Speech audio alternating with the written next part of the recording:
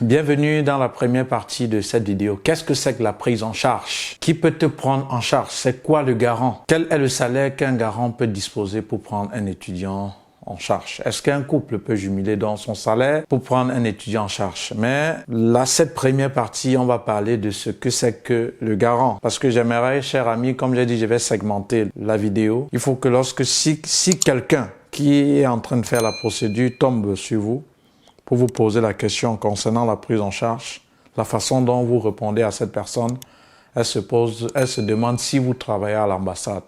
C'est l'objet et c'est même ce que je recherche dans mes vidéos, que vous puissiez comprendre. Alors, c'est donc quoi le garant?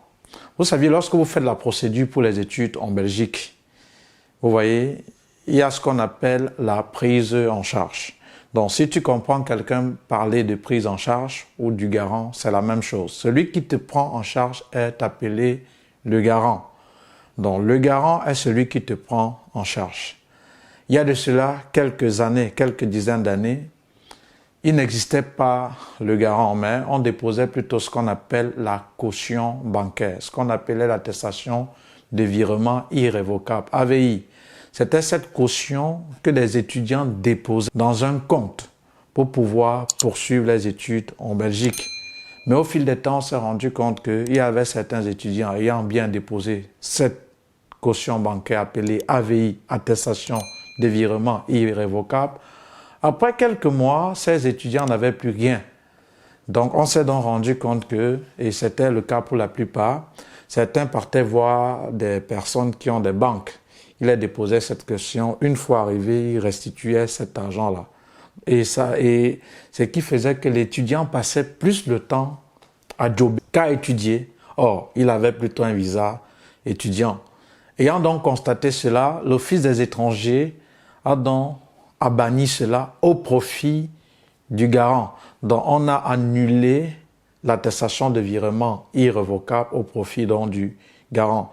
Donc, et le garant est donc celui-là qui te prend en charge en fonction de la durée de tes études. Donc, pour dire en quelques mots ce que c'est que le garant, c'est celui-là qui vous prendra en charge en fonction de la durée de vos études en Belgique. Pendant combien de temps cette personne peut vous prendre en charge? Il peut vous prendre en charge soit pour une année académique ou pour toute la durée de vos études. Peu importe ce que celui qui aimerait vous prendre en charge doit décider. Donc c'était ce qu'il fallait donc savoir concernant le garant. Il a des obligations, il a des devoirs, mais il faut juste savoir que c'est celui-là, si tu es en Belgique, il y a un souci, comme il s'est porté garant de te prendre en charge, c'est lui, pour certains faits, qu'on doit interroger. Donc, c'est ce que c'est que la prise en charge. Si tu n'as pas compris ce que c'est que la prise en charge, en commentaire, tu laisses ton commentaire et je vais répondre. Donc, désormais, déjà, vous saviez ce que c'est que la prise en charge et pourquoi elle a été annulée au profit du garant. Voilà. Donc, à la prochaine vidéo, on va voir qu'est-ce qui change en 2022 concernant dans cette prise en charge.